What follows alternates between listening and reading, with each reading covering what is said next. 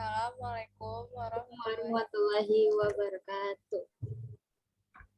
Eh, Kami dari kelompok 9 hari ini mau mempresentasikan tentang teknik dan strategi promosi produk. Dengan saya Luna Maila, saya dari kelas 12 IPA 3. Dan saya Matthew Rizdian dari kelas 12 IPA 3. Saya Kailala Syahdu Zahra dari kelas 12 IPA 3.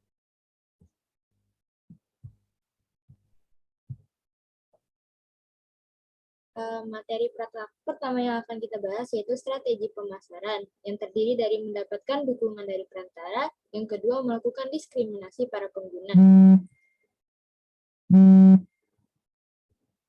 Materi kita yang selanjutnya itu teknik pembuatan media promosi, yaitu personal selling, point of purchase, periklanan, sponsorship, promosi penjualan, dan publikasi.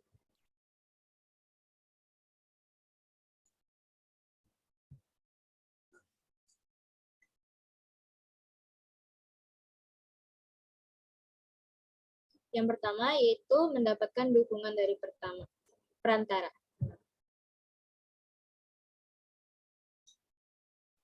Pengusaha dalam menjalankan perusahaan akan selalu dibantu oleh pihak-pihak yang disebut perantara dagang, yaitu pihak yang menghubungkan kepentingan produsen kepada konsumen, seperti grosir, distributor, agen pengecer, atau maklar, dan pelanggan yang ikut merekomendasikan produk bisa disebut perantara.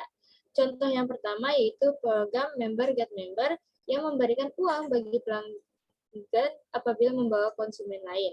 Yang kedua yaitu memberikan penawaran harga yang bisa membuat margin distributor, agen pengecer, atau sales kain lebih tinggi.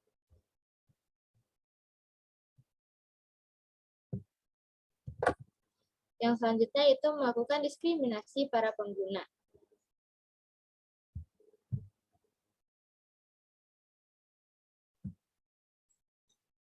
Diskriminasi di antara sesama pengguna memungkinkan usaha kalian untuk mengembangkan paket khusus dari produk, harga, distribusi, dan promosi untuk kategori yang berbeda. Contoh yang pertama itu kalian bisa memberikan harga khusus bagi mereka yang melakukan pemesanan lebih awal atau melalui tempat tertentu seperti datang langsung ke toko kalian atau pemesanan khusus melalui web atau yang lainnya. Yang kedua itu kelompok tertentu kalian beri harga khusus yang tidak kalian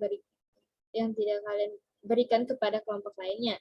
Contohnya adalah kalian memberikan harga khusus kepada anak-anak, namun harga itu tidak berlaku bagi orang tua dan dewasa seperti yang dilakukan armada bus dalam kota.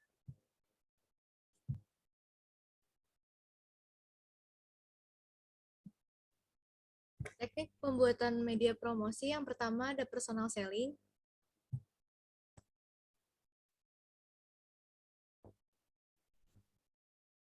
Personal selling atau penjualan langsung merupakan teknik promosi yang sering digunakan oleh perusahaan tiap perkembangan zaman.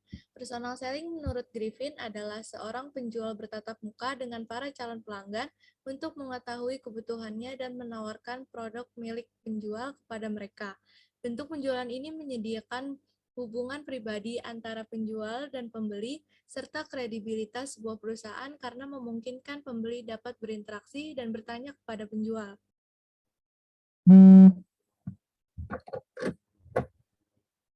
Lalu teknik pembuatan media promosi yang kedua itu ada periklanan.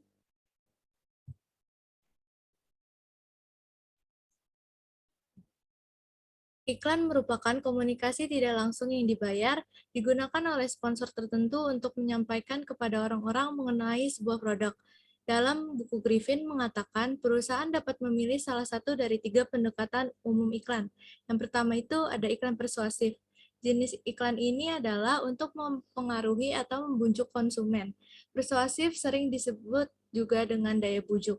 Daya bujuk mempunyai daya pengaruh untuk menyihir orang untuk melakukan sesuatu. Iklan dengan daya bujuk yang kuat hampir pasti akan menggerakkan konsumen untuk mendekatkan diri dengan brand kita dan tertarik untuk mencobanya. Tujuan dari iklan persuasif itu membentuk pilihan merek, mengalihkan pilihan ke merek tertentu, mengubah persepsi pelanggan terhadap atribut produk, dan mendorong pembeli untuk membeli saat itu juga. Lalu yang kedua ada iklan perbandingan. Iklan perbandingan adalah praktek periklanan baik yang dilakukan secara langsung maupun tidak langsung dalam membandingkan satu atau lebih ciri yang spesifik. Lalu yang ketiga, ada iklan pengingat. Iklan ini ditujukan kepada pembeli atau calon pembeli supaya tidak melupakan produk. Tujuan dari iklan pengingat adalah mengingatkan pembeli bahwa produk yang dibutuhkan tersedia dalam waktu dekat, mengingatkan pembeli akan tempat dan outlet penjualan, dan membuat pembeli tetap ingat walau sedang tidak ada promosi.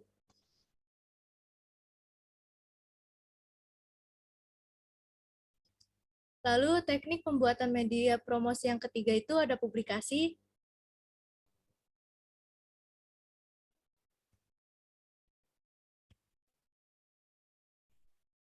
Publikasi merupakan suatu bentuk penyajian untuk merangsang permintaan dari suatu produk secara non-personal dengan membuat berita yang bersifat komersial tentang produk, barang, atau jasa perusahaan yang bersangkutan.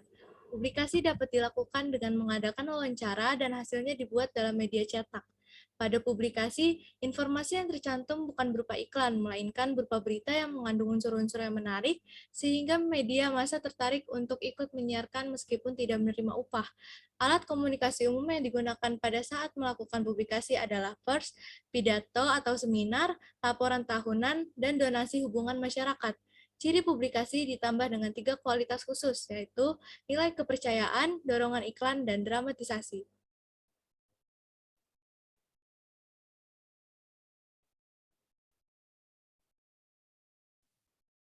Oke, yang selanjutnya ada promosi penjualan.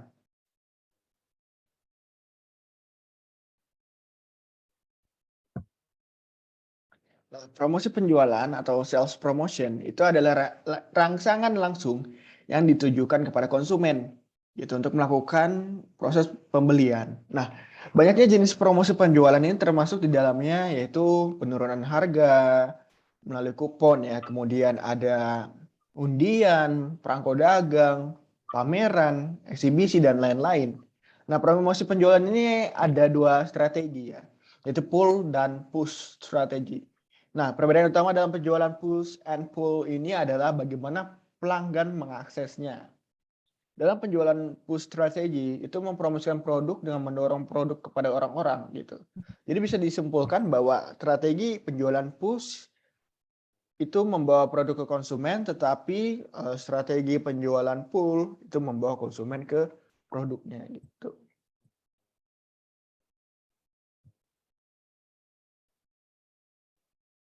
Yang selanjutnya adalah point of purchase ya.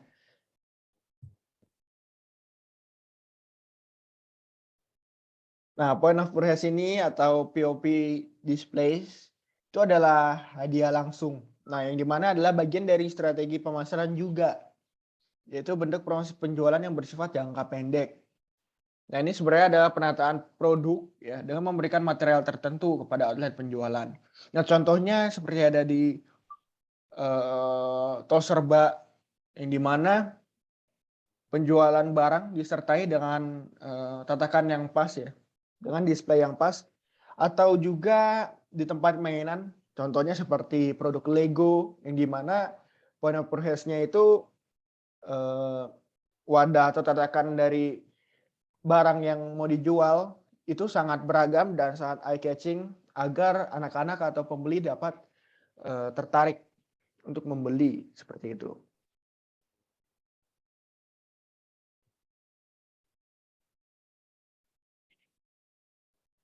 Yang terakhir adalah sponsorship.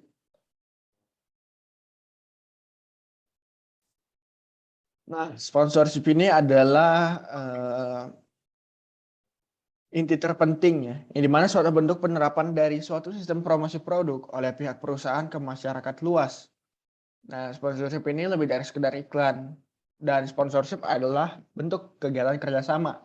Jadi tidak bisa dikatakan bahwa satu perusahaan menghandle promosi penjualan tanpa memakai jasa atau bekerja sama ya melalui proses sponsorship ini gitu. Pasti ada beberapa pihak ya, minimal 2 pihak untuk melakukan sponsorship. Nah, sponsorship ini bertujuan untuk meningkatkan tujuan tercapainya penjualan atau pembelian dari produk-produk yang dipasarkan seperti itu.